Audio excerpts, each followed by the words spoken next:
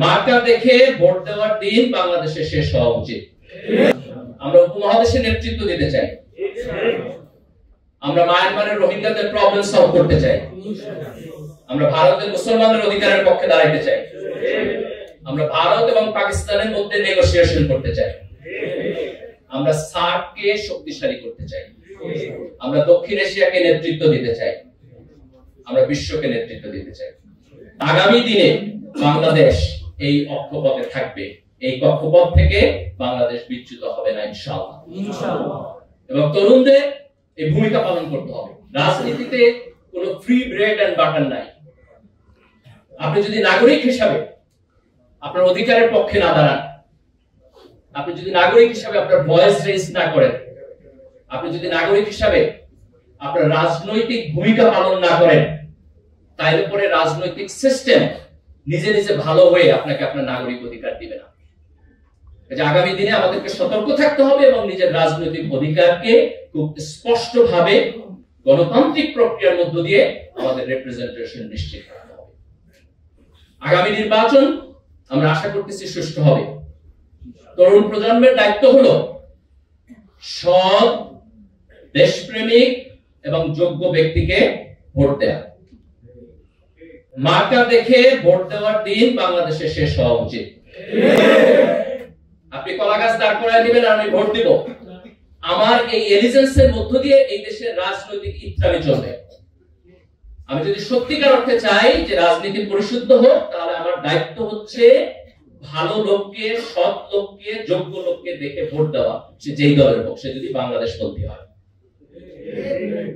সে যদি ভারতপন্থী হয়, তাহলে হাসনাদের ভাষায় হলো মাইনরিটি।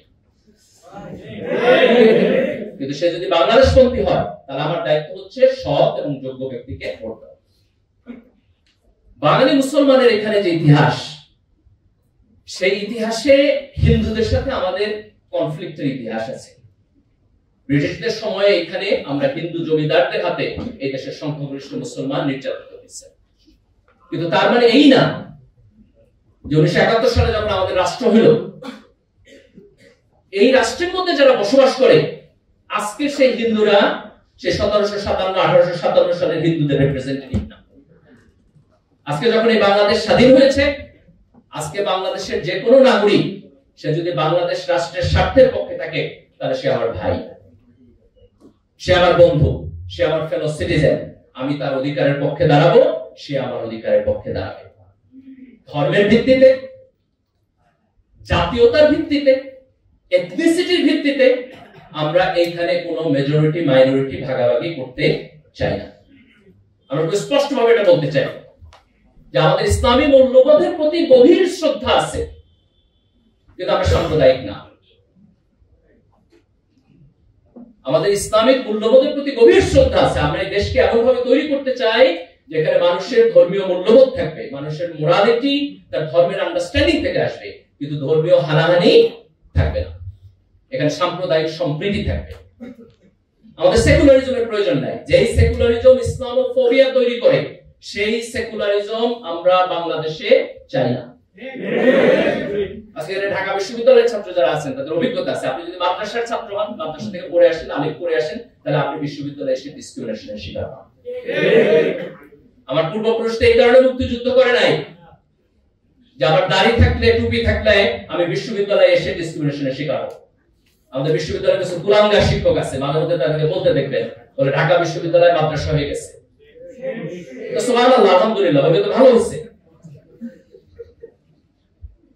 বিশ্ববিদ্যালয়ের ভর্তি পরীক্ষায় মাদ্রাসা থেকে আসলে তারা বলে যে ছাত্রকে নেওয়া হবে না।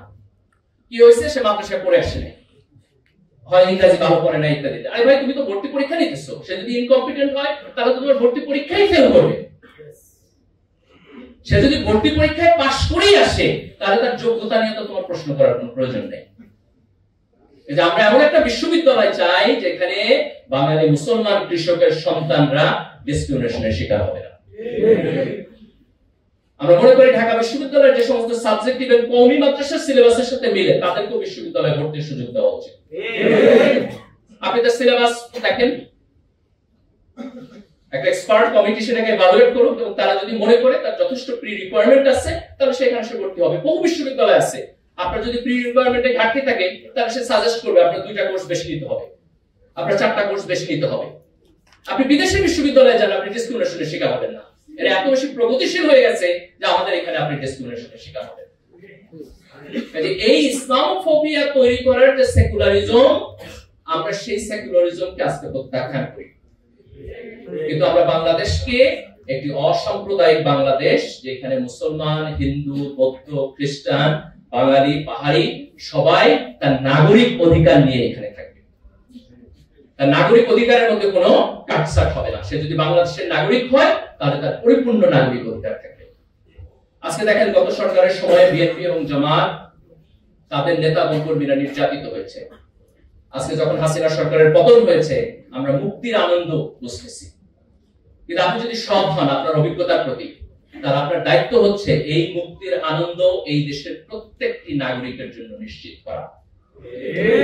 সে আপনার দলের হইতে পারে, সে আপনার দলের নাও হইতে পারে, সে যদি আমার নাগরিক হয়, সে যদি আল্লাহর বান্দা হয়, সে যদি মানুষ হয়, তাহলে তার নাগরিকের অধিকারের পক্ষে দাঁড়ানো আমার দায়িত্ব। দেখেন আল্লাহ রাসূল যখন মক্কা থেকে মদিনায় গেছেন, উনি মদিনার বিভিন্ন গোত্রের সাথে চুক্তি করেছেন। তার সব গোত্র মুসলমান ছিল না, এবং তার চুক্তি হয়েছে যে আমি আক্রান্ত হলে তুমি আমাকে সাহায্য করবা, তুমি আক্রান্ত হলে আমি তোমাকে সাহায্য করব। তার একজন নন মুসলিম যে আল্লাহ রাসূলের সাথে চুক্তিবদ্ধ, সে যদি আক্রান্ত হয় আল্লাহ রাসূল তার সাহায্যে যুদ্ধ করতে যাবে, সেই যুদ্ধ কি জিহাদ হবে না?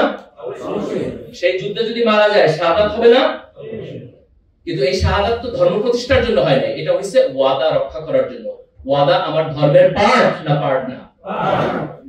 তাহলে আজকে রাষ্ট্রের নাগরিক হিসাবে আমি যখন একটা সংবিধানের মধ্যে একটা সিস্টেম তৈরি করতেছি, তখন আমি সকল নাগরিকের জন্য তার নাগরিক অধিকারের নিশ্চয়তা দিতেছি।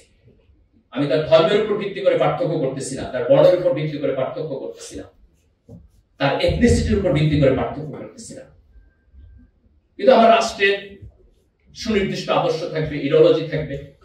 মুসলমানরা তাদের ধর্ম থেকে তার নৈতিক যে মোটিভেশন সেটি নেবে, যিনি হিন্দু তিনি হিন্দু ধর্ম থেকে তার মোটিভেশন নেবেন, এবং আমরা একটি সাম্প্রদায়িক সম্প্রীতির মধ্য দিয়ে সবাই মিলে আমরা বাংলাদেশী হয়ে উঠব। এটি হচ্ছে আমাদের আগামী দিনের রাজনৈতিক অঙ্গীকার।